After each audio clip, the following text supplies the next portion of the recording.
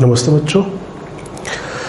चलिए, तो हम लोग लास्ट क्लास में ये देखे थे कंप्रेसिबिलिटी फैक्टर क्या होता है और उसका वेरिएशन प्रेशर के साथ किसी रियल गैस के लिए, टिपिकल रियल गैस के लिए।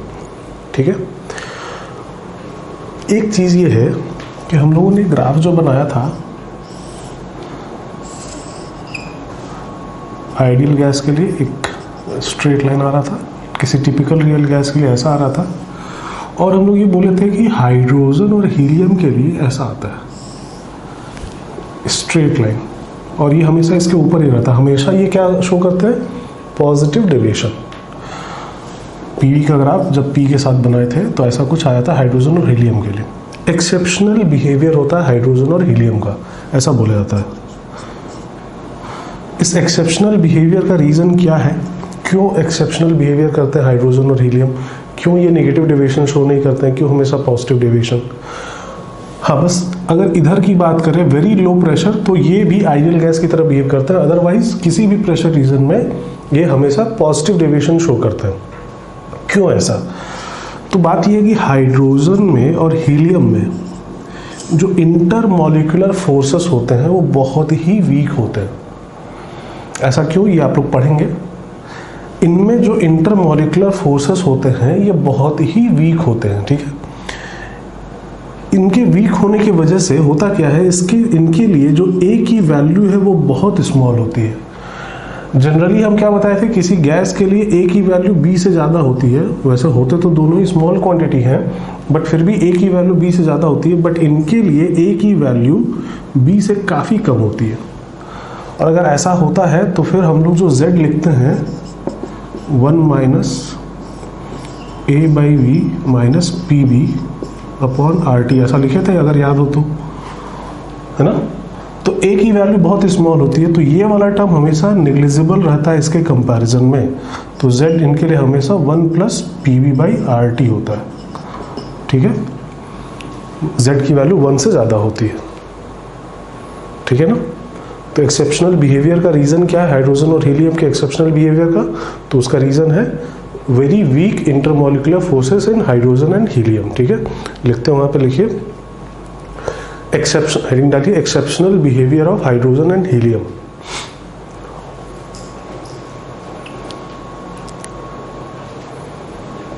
Exceptional behaviour of hydrogen and helium लिखिए उसमें। In hydrogen and helium,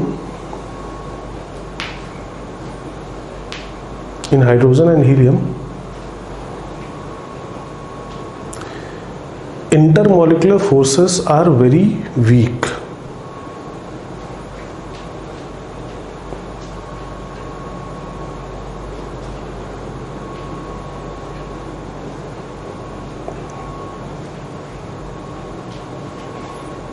Yeah, so value of A is very small for them.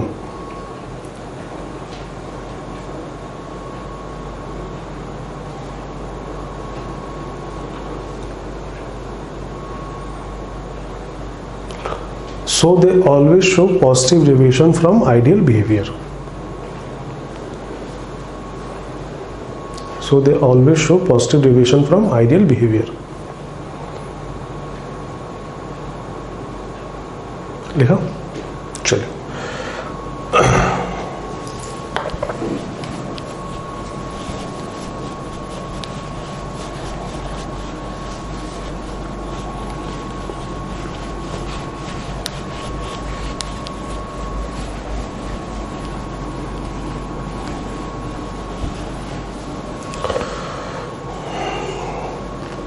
अब हमें थोड़ा टेम्परेचर के साथ भी वेरिएशन देखना है। प्रेशर के साथ तो हमने देख लिया। पीवी का ग्राफ पी के साथ अगर बनाएंगे तो आइडियल गैस के लिए कुछ ऐसा आ रहा था। ये आइडियल गैस के लिए z इज इक्वल टू 1 होगा। किसी रियल गैस के लिए, टिपिकल रियल गैस के लिए ऐसा आ रहा था। तो ये एक कांस्टेंट टेम्परेचर पे ऐसा ग्राफ है। ठीक है, अगर टेम्परेचर को वेरी कराए तो क्या होगा? जैसे सपोज करिए हमने टेम्परेचर बढ़ा दिया। अच्छा, टेम्परेचर बढ़ाएंगे तो पीवी की वैल्यू बढ़ जाएगी। आइडियल गैस के लिए PV is equal to nRT होता है, पीवी की वैल्यू बढ़ जाएगी आइडियल गैस के लिए। तो ये सपोज करिए T1 टेम्परेचर पे ऐसा है, ये जो टेम्परेचर है T1 पे, अगर एक हायर टेम्परेचर T2 पे ड्रॉ करें तो कुछ PV यहाँ आ जाना चाहिए आइडियल गैस के लिए, Z इज इक्वल टू 1 की लाइन ऊपर शिफ्ट हो जाएगी, और रियल गैस के लिए अब जो ग्राफ बनेगा वो कुछ ऐसा बनेगा T2, जहाँ पे T2 हायर है T1 से। टेम्परेचर अगर और बढ़े,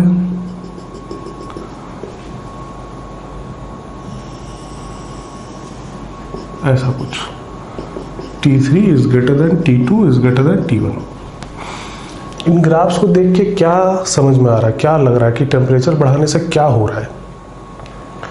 जैसे जैसे हम टेम्परेचर बढ़ा रहे हैं क्या हो रहा है, ये गैप कम होता चला जा रहा है। नहीं, ये गैप कम होता चला जा रहा है। मतलब क्या है, जो रियल गैस का डेविएशन हो रहा था वो अब कम हो रहा है। रियल गैस अब किसकी तरह बिहेव करना स्टार्ट कर रहा है? आइडियल गैस की तरह। उसका जो डेविएशन है वो कम हो रहा है, उसका बिहेवियर किसकी तरफ शिफ्ट हो रहा है? तो आइडियल गैस की तरफ। टेम्परेचर बढ़ाने से ऐसा हो रहा है ना। क्यों ऐसा हो रहा है? टेम्परेचर बढ़ाने से क्या हो जाता है? तो दो फैक्टर हैं जो किसी गैस को रियल गैस बनाते हैं, आइडियल से डिफर कराते हैं। कौन कौन से फैक्टर? हम लोग बोले थे इंटरमॉलिक्यूलर फोर्स और बोला गया था मॉलिक्यूलर साइज। ठीक है, इंटरमॉलिक्यूलर फोर्स और मॉलिक्यूलर साइज। मॉलिक्यूल का खुद का जो साइज है। ठीक है, टेम्परेचर अगर बढ़ाते हैं तो इंटरमॉलिक्यूलर फोर्स वीक होते हैं। दूसरी बात, टेम्परेचर बढ़ाने से वॉल्यूम भी तो बढ़ेगा। गैस जो वॉल्यूम ऑक्यूपाई कर रही है वो बढ़ेगा, और अगर वॉल्यूम बढ़ रहा है तो गैस मॉलिक्यूल का खुद का वॉल्यूम अब उतना ज़्यादा मैटर नहीं करेगा। तो जैसे जैसे हम लोग टेम्परेचर बढ़ाते जा रहे हैं, ये दोनों ही फैक्टर क्या होते जा रहे हैं? वीक होते जा रहे हैं। जो डेविएशन के लिए रिस्पॉन्सिबल होते थे फैक्टर्स, वो दोनों ही फैक्टर्स क्या होते जा रहे हैं? वीक होते जा रहे हैं। इंटरमॉलिक्यूलर फोर्स वीक हो रहा है और मॉलिक्यूलर साइज अब उतना मैटर नहीं कर रहा है, क्योंकि वॉल्यूम गैस का बढ़ता चला जा रहा है। तो टेम्परेचर अगर बहुत हाई कर देंगे हम लोग तो दोनों ही फैक्टर बहुत ही वीक हो जाएंगे। अब वो डेविएट नहीं करा पाएंगे आइडियल गैस बिहेवियर से। मतलब अगर टेम्परेचर हाई रखें हम लोग तो कोई रियल गैस आइडियल गैस की तरह बिहेव करना चाहेगी, और अगर टेम्परेचर लो रखते हैं तो डेविएशन ज़्यादा होगा। ठीक है, टेम्परेचर में हम लोग बस लो और हाई की बात करते हैं, बीच वगैरह की बात नहीं करते। लो टेम्परेचर पे डेविएशन ज़्यादा होगा, हाई टेम्परेचर पे आइडियल गैस की तरह बिहेव करेगा। ठीक है, लिखते हैं, लिखिए। पहले ये ग्राफ ड्रॉ कर लीजिए, वीडियो पॉज करिए और ये ग्राफ ड्रॉ कर लीजिए, और ये चीज़ लिख लीजिएगा T3 greater than T2 greater than T1। Video pause करके ग्राफ ड्रॉ करिए। ड्रॉ कर लिया? चलिए लिखते हैं, वहाँ पे लिखिए।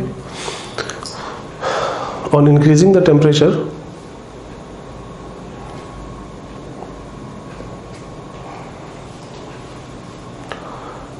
intermolecular forces becomes very weak.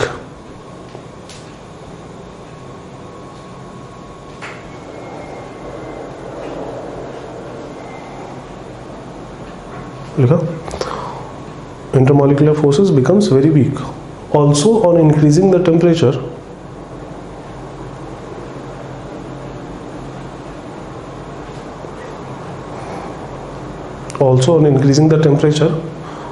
volume occupied by gas increases,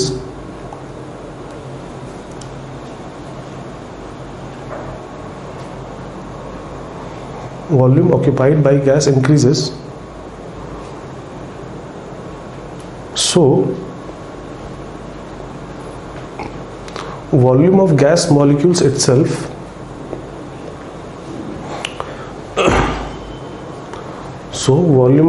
molecules itself becomes negligible.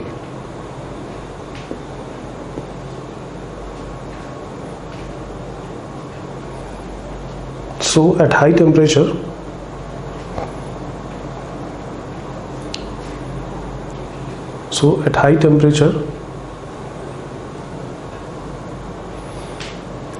a real gas tends to behave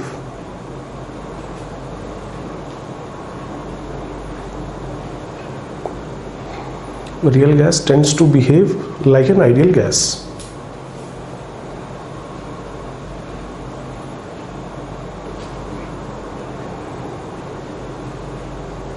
देखा? और अच्छा, अगर उसको आइडियल गैस की तरह बिहेव कराना है तो और अच्छी कंडीशन क्या होगी, वॉल्यूम जितना ज़्यादा से ज़्यादा हो, सो दैट उनका खुद का वॉल्यूम नेग्लिजिबल और डिस्टेंस ज़्यादा रहेगा दो मॉलिक्यूल के बीच में, तो इंटरमॉलिक्यूलर फोर्स भी बहुत वीक रहेगा। टेम्परेचर तो उसको वीक कर ही रहा है और डिस्टेंस की वजह से भी वो वीक हो जाएगा। तो वॉल्यूम ज़्यादा हो, और उसके लिए हम लोग क्या कर सकते हैं, प्रेशर को कम कर दें। प्रेशर कम कर देंगे, टेम्परेचर ज़्यादा रखेंगे तो उसका इफेक्ट किस पे आएगा, वॉल्यूम पे आएगा, वॉल्यूम बहुत ज़्यादा होगा, है ना। तो किस कंडीशन में एक रियल गैस आइडियल गैस की तरह बिहेव करना चाहेगा, तो लो प्रेशर हो और हाई टेम्परेचर हो। Under low pressure and high temperature conditions कोई रियल गैस आइडियल गैस की तरह बिहेव करती है, ठीक है। अगर कंडीशन को रिवर्स कर देंगे, प्रेशर को हाई कर देंगे, टेम्परेचर को लो कर देंगे, तो डेविएशन बहुत ज़्यादा होगा। रियल गैस जो डेविएट करेगा आइडियल गैस बिहेवियर से बहुत ज़्यादा होगा, ठीक है ना। खैर, तो इस लाइन को हम लोग वहाँ लिख लेते हैं। लिखिए नेक्स्ट लाइन से, under low pressure and high temperature conditions, under low pressure and high temperature conditions, a real gas tends to behave like an ideal gas. A real gas tends to behave like an ideal gas.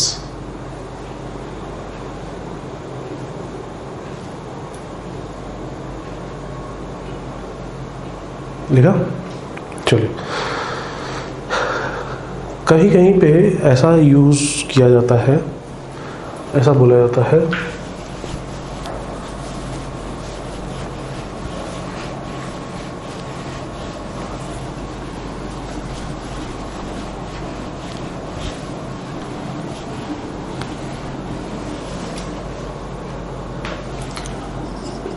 Real gas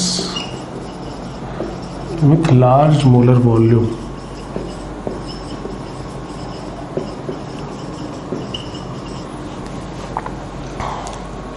molar volume का मतलब समझ रहे हैं, molar mass का मतलब क्या होता है, एक मोल का मास। तो वैसे ही मोलर वॉल्यूम का मतलब क्या है, एक मोल का वॉल्यूम, ठीक है। तो मोलर वॉल्यूम लार्ज है, मतलब एक मोल गैस का जो वॉल्यूम है काफ़ी ज़्यादा है। मतलब कहने का ये है कि गैस जो वॉल्यूम ऑक्यूपाई कर रहा है वो काफ़ी ज़्यादा है, तभी तो एक मोल का वॉल्यूम ज़्यादा होगा। तो ऐसे कंडीशन में अगर कोई किसी गैस का वॉल्यूम काफ़ी ज़्यादा है, तो फिर से वही बात आ जाती है कि वॉल्यूम ज़्यादा है तो उनका खुद का वॉल्यूम उतना मैटर नहीं करेगा। दूसरा, वॉल्यूम ज़्यादा है तो दो मॉलिक्यूल के बीच का डिस्टेंस काफ़ी ज़्यादा होगा, इंटरमॉलिक्यूलर फोर्स बहुत वीक हो जाएगा। तो ऐसे कंडीशन में भी कोई गैस कैसे बिहेव करना चाहेगा, तो आइडियल गैस की तरह। इस कंडीशन में भी एक रियल गैस किस तरह से बिहेव करेगा, तो आइडियल गैस की तरह, ठीक है। तो इस लाइन को भी वहाँ पे लिख लेते हैं। लिखिए, real gas with large molar volume behaves like an ideal gas. A real gas with large molar volume behaves like an ideal gas.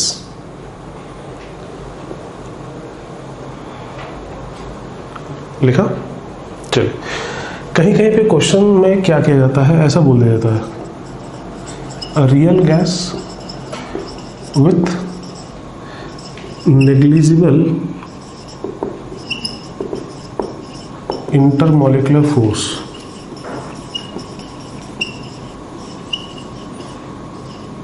ऐसा बोल दिया गया, एक रियल गैस है बट उसके लिए इंटरमॉलिक्यूलर फोर्स क्या है, नेग्लिजिबल।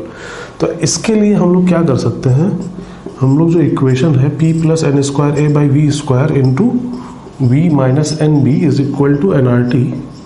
तो अगर इंटरमॉलिक्यूलर फोर्स नेग्लिजिबल है तो उसको हम लोग नेग्लेक्ट कर दें, और इंटरमॉलिक्यूलर फोर्स के लिए कौन सा टर्म रिस्पॉन्सिबल था, तो ये वाला, नहीं, तो इसको हम लोग नेग्लेक्ट कर देंगे। मतलब उसके लिए इक्वेशन क्या हो जाएगा, P × V - nb is equal to nRT।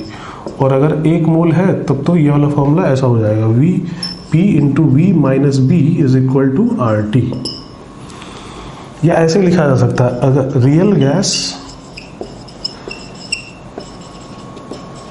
With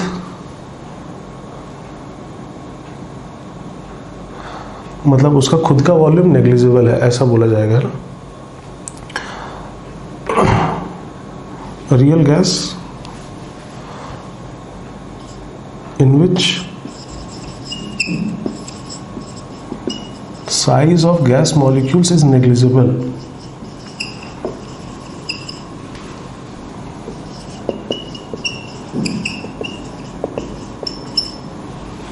तो इसके लिए क्या अप्लाई करेंगे, तो इसके लिए इस बार साइज वाला कौन सा टर्म था, तो ये वाला टर्म, इसको नेग्लेक्ट कर देंगे।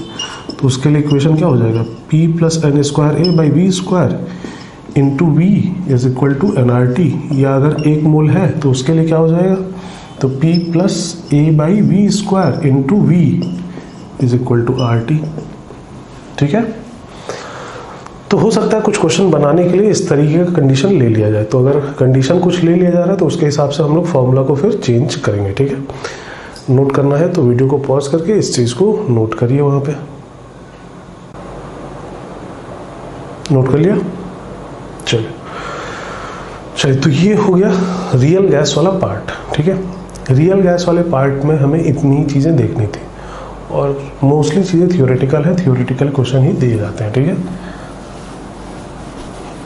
अब एक टॉपिक और बचा इस चैप्टर में जो हम लोग को देखना है,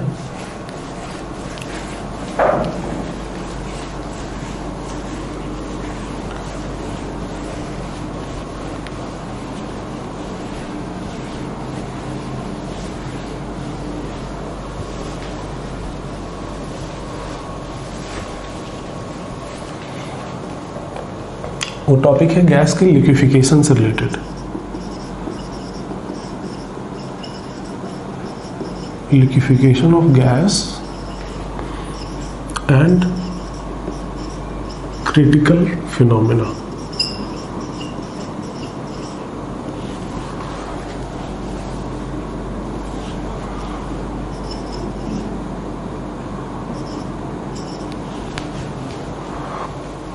liquefaction of gas and critical phenomena.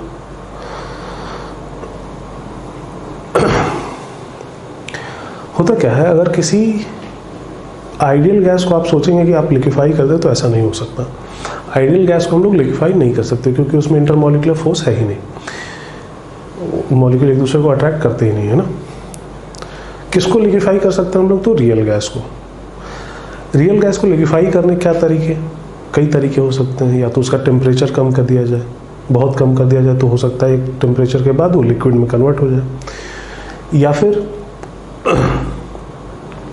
उसके ऊपर प्रेशर अप्लाई करें। प्रेशर अप्लाई करेंगे तो मॉलिक्यूल्स पास पास आएंगे, एक सर्टेन लिमिट के बाद फिर क्या हो जाएंगे, वो लिक्विड में इतने पास आ जाएंगे कि लिक्विड फेज में कन्वर्ट हो जाएंगे। तो प्रेशर अप्लाई करके भी हम लोग गैस को लिक्विड में कन्वर्ट कर सकते हैं। ठीक है, गैस का लिक्विफिकेशन का ये तरीका भी है कि प्रेशर अप्लाई किया जाए तो गैस लिक्विड में कन्वर्ट हो सकता है। ठीक है, तो इसी चीज़ को यूज़ करके हम लोग कुछ देखते हैं। क्या देखा जाता है,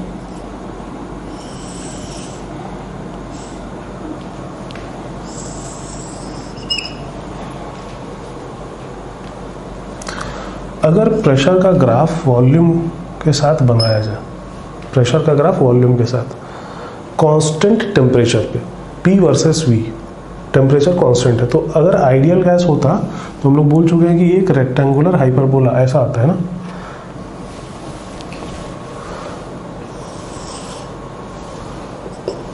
ये ग्राफ कैसा आता है, एक रेक्टेंगुलर हाइपरबोला। तो अगर रियल गैस के लिए ड्रॉ करें तो एग्जैक्टली रेक्टेंगुलर हाइपरबोला नहीं आएगा, बट वैसा ही तो कुछ आना चाहिए ना। ऐसा तो होगा नहीं कि प्रेशर बढ़ाने से वॉल्यूम घटने की जगह वॉल्यूम भी बढ़ने लगेगा, प्रेशर बढ़ा रहे हैं वॉल्यूम भी बढ़ रहा है, ऐसा थोड़ी होगा। प्रेशर बढ़ाएंगे तो वॉल्यूम घटेगा। हाँ, वेरिएशन एग्जैक्टली वैसा नहीं होगा जैसा आइडियल गैस का होता है। ठीक है, तो अगर कोई रियल गैस हम लोग लेते हैं, उसके लिए अगर प्रेशर वर्सेस वॉल्यूम का ग्राफ बनाया जाए तो इधर हम लोग जाएंगे तो हम लोग प्रेशर बढ़ा रहे हैं, वॉल्यूम घट रहा है। ग्राफ कुछ ऐसा होना चाहिए ना, बट ऐसा ना हो कि ग्राफ कुछ ऐसा बनता है।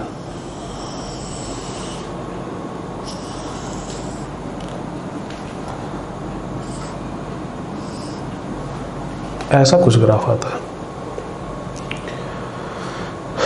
इधर ग्राफ वैसा ही दिख रहा है जैसा होना चाहिए, बट ये कुछ एक line parallel to x axis और ये almost parallel to y axis किसी पर्टिकुलर टेम्परेचर टी पे। अगर एक हायर टेम्परेचर पे बनाते हैं सेम गैस के लिए तो ग्राफ थोड़ा सा ऊपर शिफ्ट हो जाता है, बट पैटर्न वैसा ही रहता है, इस टाइप का। और हायर टेम्परेचर पे बनाए इस टाइप का हो गया। तो ऐसा कुछ ग्राफ हमें देखने को मिलता है। क्या है ये, क्यों ऐसा है, इसकी बात करते हैं हम लोग।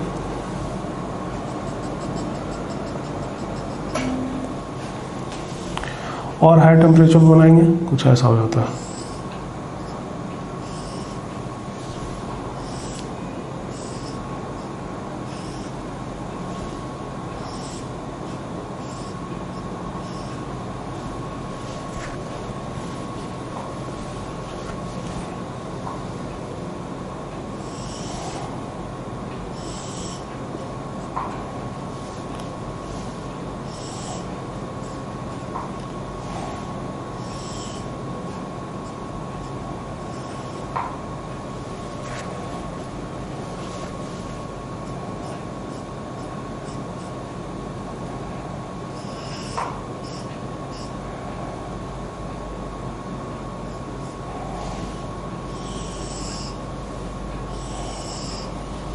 ऐसा कुछ ग्राफ हमें देखने को मिलता है जैसे जैसे हम लोग टेम्परेचर बढ़ाते चले जाते हैं।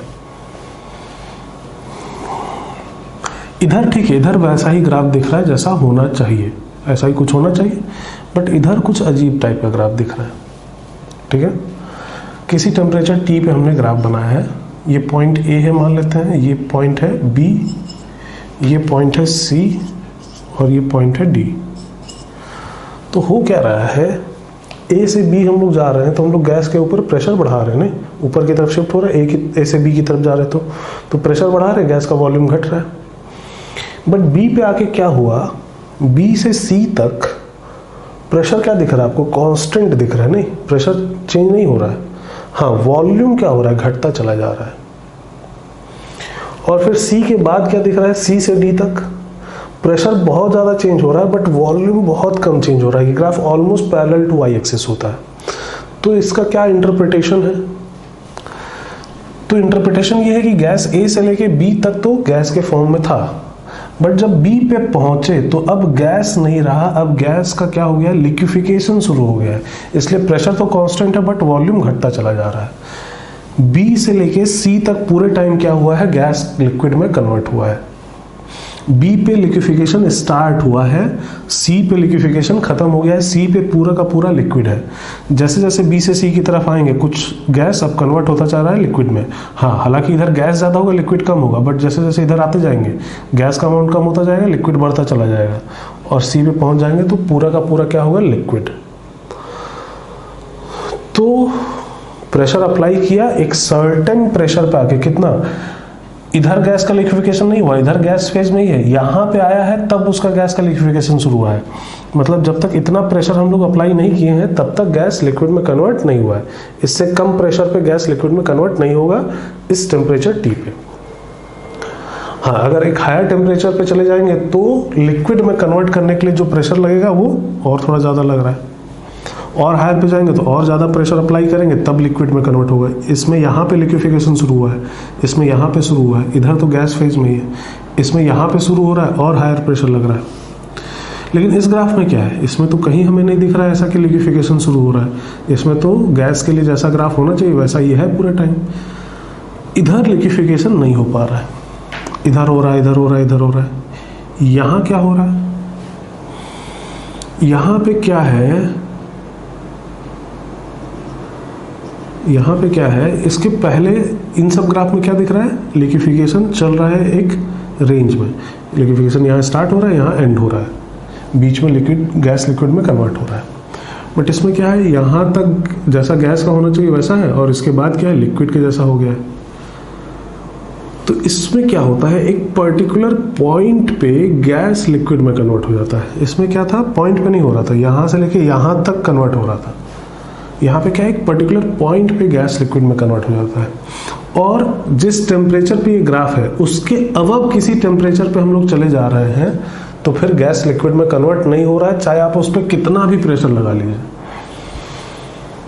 तो जिस टेम्परेचर के अबव हम लोग गैस को लिक्विड में कन्वर्ट ना कर पाए बाय अप्लाइंग प्रेशर, उस टेम्परेचर को हम लोग बोलते हैं क्रिटिकल टेम्परेचर। इसके अबव आप गैस को लिक्विड में कन्वर्ट नहीं कर सकते प्रेशर अप्लाई करके, ठीक है। इसके बिलो कर सकते हैं, इसके अबव नहीं कर सकते। इस टेम्परेचर को हम लोग बोलते हैं क्रिटिकल टेम्परेचर। इस पॉइंट को नाम दिया जाता है क्रिटिकल पॉइंट।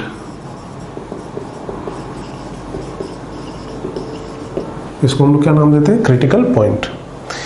होता क्या है, जैसे यहां अगर इसकी बात करें तो यहां पे पूरा का पूरा गैस था, लिक्विफिकेशन स्टार्ट हुआ था, तो लिक्विड गैस का वॉल्यूम कितना है? इतना है।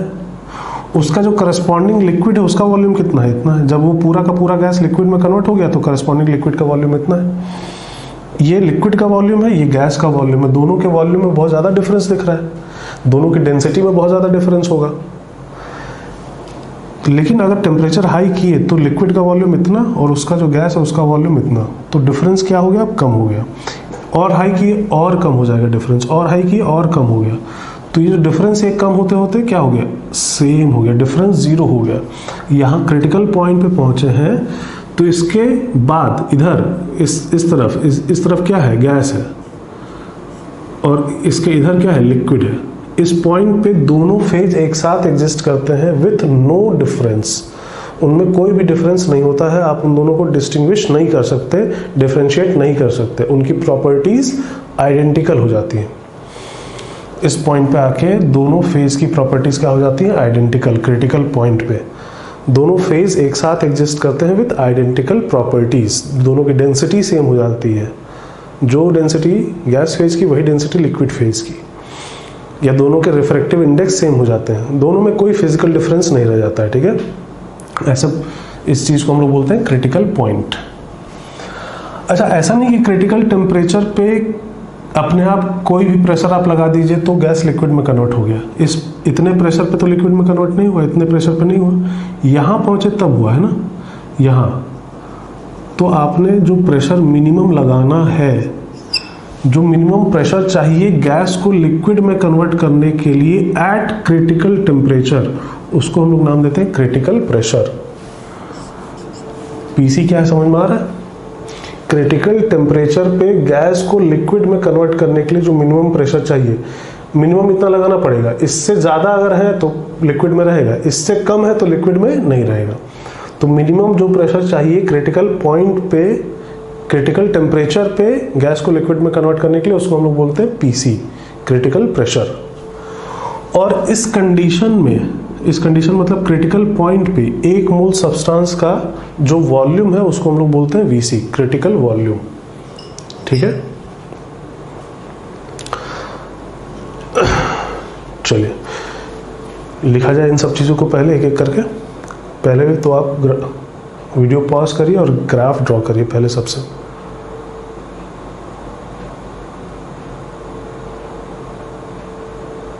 ड्रॉ कर लिया? चलिए लिखते हैं वहाँ पे ABCD शो कर दिया है। लिखिए from A to B gas phase exist, gas phase exist. Next line में फिर लिखेंगे at point B liquefaction starts, at point B liquefaction starts. Next line में from B to C, from B to C both gas phase and liquid phase exist, from B to C both gas phase and liquid phase exist together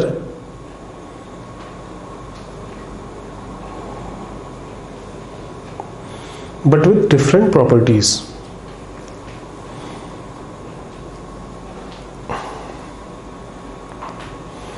But with different properties.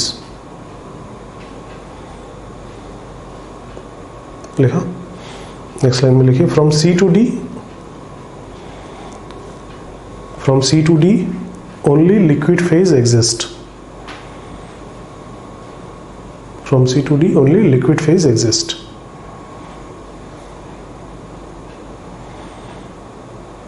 लिख लिए? चलिए लिखिए critical point.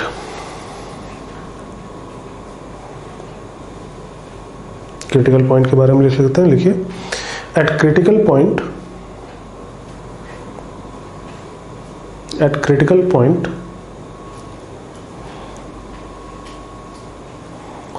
both gas phase and liquid phase exist together,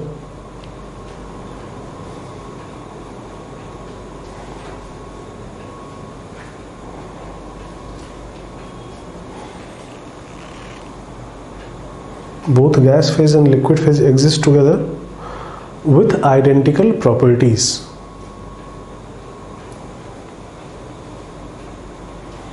With identical properties like density, refractive index, etc.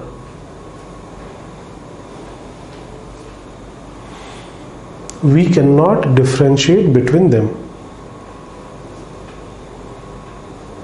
We cannot differentiate between them.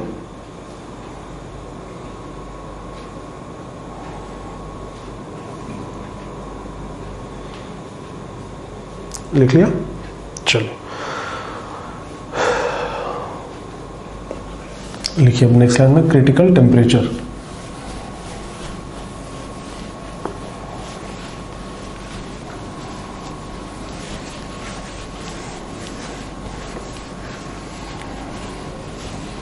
लिखिए इसमें temperature above which temperature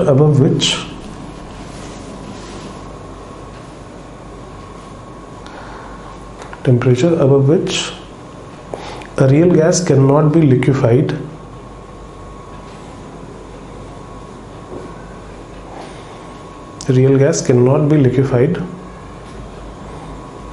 by applying pressure.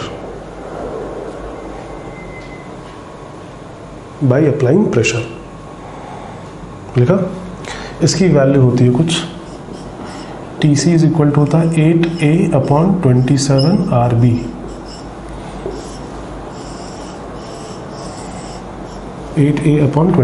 RB। ठीक है, लिख लीजिए इसको वहां पे। अगर गैस के लिए A और B की वैल्यूज हमें पता है तो हम लोग गैस का क्रिटिकल टेम्परेचर कैलकुलेट कर सकते हैं। ठीक है, अब लिखिए critical pressure.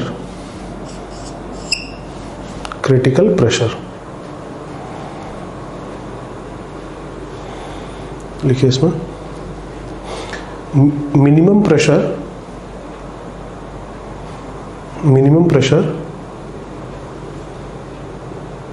required to liquefy a gas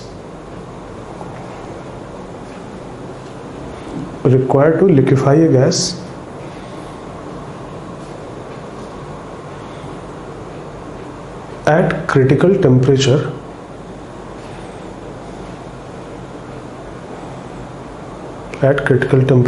is called critical pressure।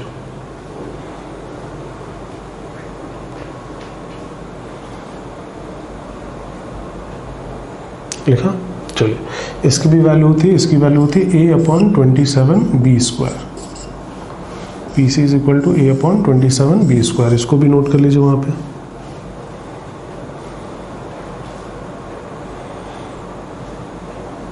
लिखा?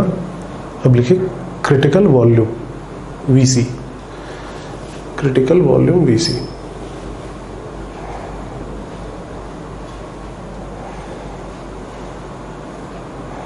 लिखिए इसमें the volume occupied by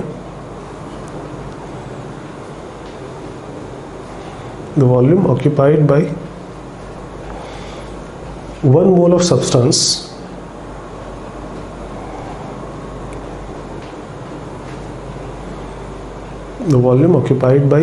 substance under critical conditions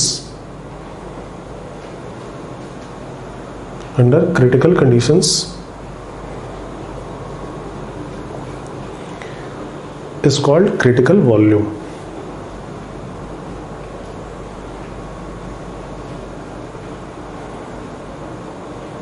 लिखा? इसकी वैल्यू होती है VC इज इक्वल टू होता है 3B। ठीक है, VC की वैल्यू होती है 3B। अच्छा, क्रिटिकल कंडीशंस में अगर Z निकालें तो Z हम लोगों ने क्या लिखा था? PV/nRT, और 1 मोल के लिए क्या लिखा था? PV/RT। तो एट क्रिटिकल पॉइंट Z कितना होगा, तो क्रिटिकल पॉइंट पे प्रेशर कितना है, तो PC के बराबर है, वॉल्यूम कितना है, VC के बराबर, और टेम्परेचर कितना है, TC के बराबर। तो इनकी वैल्यूज अगर रख दी जाए तो Z is equal to PC कितना है, A/27B², VC कितना है 3B डिवाइडेड बाई R, और TC कितना है 8A/27RB। ठीक है, तो R कैंसिल हो गया, एक B कैंसिल हो गया। ठीक है, क्या बचा ये 3A/27B, ये 27B, और क्या बचा, अच्छा ये 27B कैंसिल हो जाता है, चलो यहाँ लिख ही दिए तो फिर से देख लेते हैं। 27B ऊपर आ जाएगा, अपॉन में बचेगा 8A, ये कैंसिल, A कैंसिल, क्या बच रहा है 3/8। क्रिटिकल पॉइंट पे Z की वैल्यू कितनी हो जाती है, तो 3/8 लेस देन 1, मतलब वो गैस कैसा डेविएशन शो कर रहा है, निगेटिव डेविएशन। ठीक है, क्रिटिकल पॉइंट पे कोई भी रियल गैस आप लेंगे उसके लिए Z की वैल्यू 3/8 आएगी, और वो कैसा डेविएशन शो करेगा, तो निगेटिव डेविएशन शो करेगा। इसको भी लिख लीजिए वहाँ पे, वीडियो पॉज करिए और इस चीज़ को नोट कर लीजिए।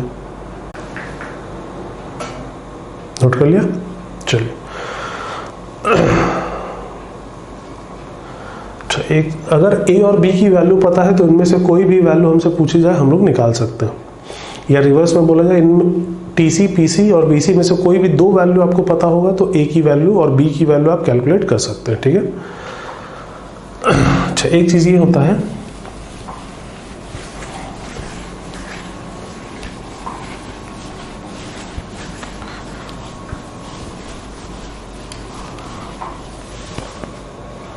दो गैसेस है X और Y, इनके लिए TC कुछ दे दिया गया है, इसका है 50 डिग्री सेंटीग्रेड और इसका 100 डिग्री सेंटीग्रेड, इनका क्रिटिकल टेम्परेचर दे दिया गया है। तो अगर आप 20 डिग्री सेंटीग्रेड पे हैं तो क्या X को लिक्विफाई किया जा सकता है, तो ये टेम्परेचर इसके क्रिटिकल टेम्परेचर से कम है, तो हाँ कर सकते हैं। क्या Y को कर सकते हैं, कर सकते हैं, इसके भी क्रिटिकल टेम्परेचर से कम है। आप अगर 75 डिग्री सेंटीग्रेड पे हैं तो क्या X को लिक्विफाई कर सकते हैं, क्या X को लिक्विफाई किया जा सकता है, नहीं किया जा सकता। क्यों नहीं किया जा सकता, इसका क्रिटिकल टेम्परेचर कितना है 50 और आप किस टेम्परेचर पे 75, तो क्रिटिकल टेम्परेचर वही तो होता है, एक ऐसा टेम्परेचर जिसके अबव आप गैस को लिक्विफाई नहीं कर सकते। इसके अबव गैस X को लिक्विफाई नहीं किया जा सकता, गैस Y को कर सकते हैं क्योंकि इसके क्रिटिकल टेम्परेचर से कम ही टेम्परेचर है। तो क्या समझ में आ रहा है, किस गैस को लिक्विफाई करना ज़्यादा इजी है, X को या Y को। तो इस टेम्परेचर पे चलेगा तो X तो लिक्विफाई ही नहीं हो रहा जबकि Y हो जा रहा है, इसका मतलब Y को लिक्विफाई करना ज़्यादा इजी है, नहीं Y को लिक्विफाई करना ज़्यादा इजी है। तो यहाँ से क्या मतलब निकल रहा है, जिस गैस का क्रिटिकल टेम्परेचर जितना ज़्यादा होगा उस गैस को लिक्विफाई करना उतना ईजी होगा। समझ में आ रही बात, जिस गैस का क्रिटिकल टेम्परेचर जितना ज़्यादा होगा उस गैस को लिक्विफाई करना उतना ही ईजी होगा। लिखते हैं इस चीज़ को, वहाँ पे लिखिए,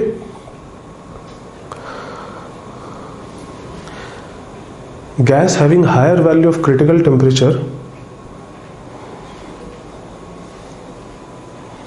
gas having higher value of critical temperature can be liquefied more easily.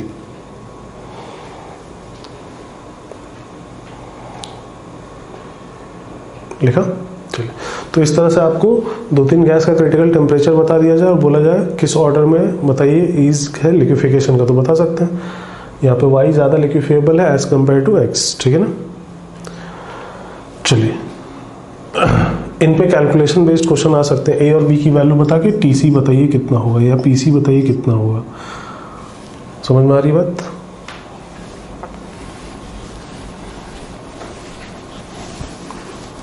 तो एक दो चीज और है जो हम लोग देख लेते हैं।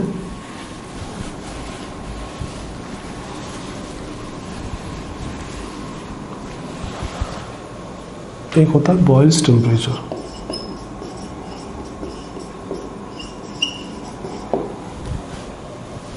किसी रियल गैस के लिए डिफाइन करते हैं हम लोग बॉयल्स टेम्परेचर। बॉयज टेम्परेचर क्या होता है, बोला जाता है ये एक ऐसा टेम्परेचर होता है जहाँ पे एक रियल गैस एक आइडियल गैस की तरह बिहेव करता है for a wide range of pressure. मतलब हम लोग रियल गैस के लिए कैसा ग्राफ ड्रॉ किए थे, ऐसा ड्रॉ किए थे। तो अगर गैस का टेम्परेचर बॉयज टेम्परेचर के बराबर कर देंगे तो वो रियल गैस की तरह बिहेव करेगा, वो रियल गैस आइडियल गैस की तरह बिहेव करेगा for a wide range of pressure, अच्छे खासे प्रेशर रीजन में। मतलब हो सकता है उसके लिए ग्राफ अब ऐसा हो जाए, ऐसा ये रहे नए पोर्शन, मतलब यहाँ से लेके यहाँ तक इस प्रेशर रेंज में, यहाँ से लेके यहाँ तक इस प्रेशर रेंज में वो कैसे बिहेव कर रहा है, तो आइडियल गैस की तरह।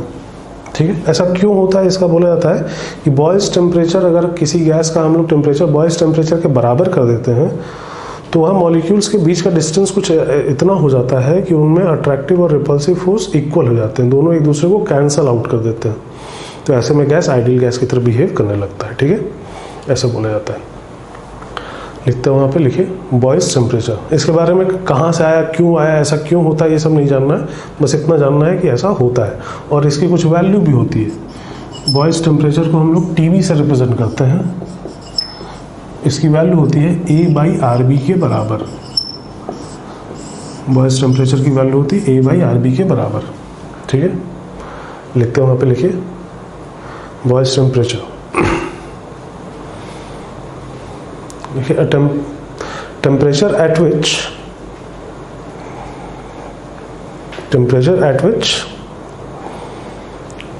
real gas behaves like an ideal gas,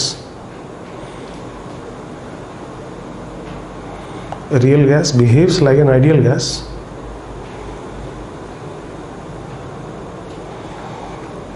for a wide range of pressure।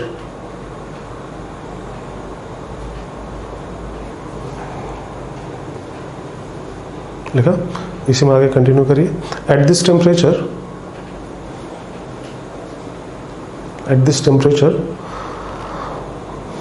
both attractive and repulsive forces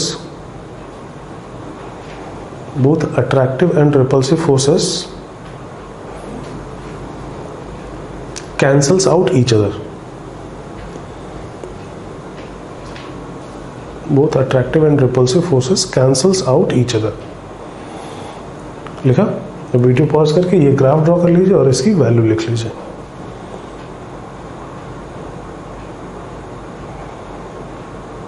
लिख लिया, चलिए एक लास्ट चीज,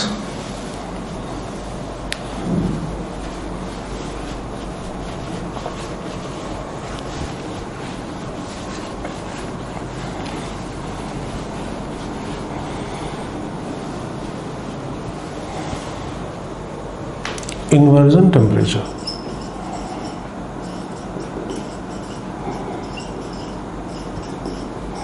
इसको हम लोग रिप्रेजेंट करते हैं TI से। इन्वर्जन टेम्परेचर क्या होता है पहले ये समझते हैं। एक चीज होती है एडियाबैटिक एक्सपेंशन,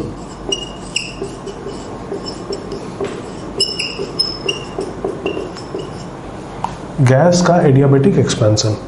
एडियाबैटिक वर्ड का मतलब क्या होता है कि हीट का एक्सचेंज नहीं होगा, हम लोग किसी भी तरह का हीट का एक्सचेंज नहीं कर रहे होंगे। ठीक है, हम लोग अगर किसी गैस को एडियाबैटिकली एक्सपैंड कराते हैं तो इसका मतलब क्या, गैस का एक्सपेंशन करा रहे हैं हम लोग, बट उसको ना तो हम लोग कोई हीट दे रहे हैं ना ही उससे कोई हीट ले रहे हैं हम लोग। ठीक है, ये तरीका होता है, इसके बारे में भी पढ़ना है, थर्मोडायनेमिक्स में डिटेल में पढ़ना है, थर्मोडायनेमिक्स चैप्टर में। अभी के लिए बस एक टर्म है एडियाबैटिक एक्सपेंशन। इसका मतलब क्या है, बिना किसी हीट के एक्सचेंज के हम लोग गैस को एक्सपैंड करा रहे हैं। तो होता क्या है, ऐसे में क्या होता है, अगर आइडियल गैस होगा, अगर आइडियल गैस है तो एक्सपेंशन से उसका, एडियाबैटिक एक्सपेंशन से उसका टेम्परेचर घटना चाहिए अगर आइडियल गैस है तो। बट अगर रियल गैस है तो एक ऐसा टेम्परेचर होता है जिसके अबव जाके आप अगर एक्सपेंशन करा रहे हैं तो उसका टेम्परेचर घटने की जगह बढ़ने लगता है। इसके अबव, इससे ऊपर जाके अगर एक्सपेंशन करा रहे हैं अगर गैस का टेम्परेचर उसके इन्वर्जन टेम्परेचर से ज़्यादा है और आप एक्सपेंशन करा रहे हैं एडियाबेटिक, तब टेम्परेचर बढ़ने लगता है। हाँ, इसके बिलो रह के अगर आप एक्सपेंशन करा रहे हैं तब टेम्परेचर घटता है। जैसा आइडियल गैस के साथ होना चाहिए वैसा होता है, लेकिन कब? जब उसका टेम्परेचर, गैस का टेम्परेचर उसके इन्वर्जन टेम्परेचर से कम हो। लेकिन अगर इन्वर्जन टेम्परेचर से ज़्यादा है तब उसका टेम्परेचर बढ़ने लगता है एडियाबेटिक एक्सपेंशन में घटने की जगह। इस फिनोमिना को, इसको हम लोग बोलते हैं जूल थॉमसन इफेक्ट। इसको नाम दिया जाता है जूल थॉमसन इफेक्ट। एक पर्टिकुलर टेम्परेचर के अबव एडियाबेटिकली एक्सपैंड कराएंगे तो हीटिंग इफेक्ट होगा, टेम्परेचर बढ़ेगा, बट उसके बिलो कराएंगे तो कूलिंग इफेक्ट होगा, टेम्परेचर घटेगा। इस फिनोमेना को बोला जाता है जूल थॉमसन इफेक्ट। और जिस टेम्परेचर के अबव और बिलो ऐसा होता है उसको नाम देते हैं हम लोग इन्वर्जन टेम्परेचर। और इसकी वैल्यू होती है 2a/RB। ऐसा क्यों होता है, इसके पीछे रीज़न क्या है, ये सब नहीं जानना है, बस इतना जानना है। जितना मैंने बताया बस उतना जानना है। एग्जैक्टली बॉयल्स टेम्परेचर का डबल होता है। बॉयल्स टेम्परेचर होता है a/RB और ये होता है 2a/RB। ठीक है, लिखते हैं वहाँ पे, लिखिए इन्वर्जन टेम्परेचर हेडिंग डालिए, लिखिए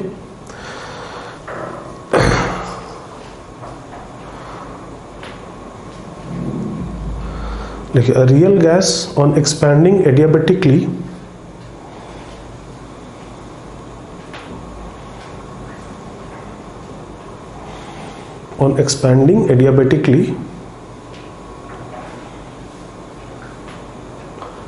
shows heating effect above a particular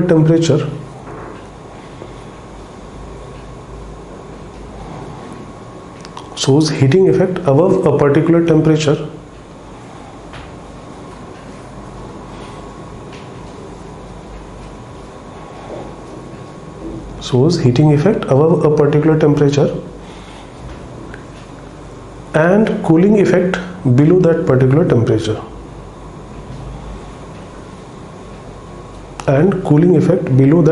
temperature,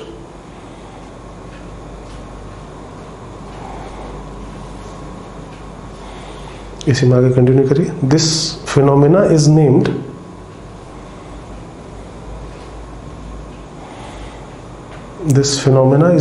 joule Thomson effect.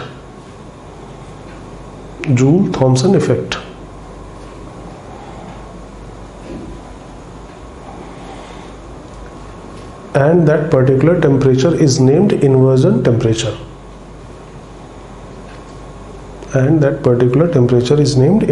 temperature. और इसकी वैल्यू लिख लीजिए, Ti is equals to 2a/RB।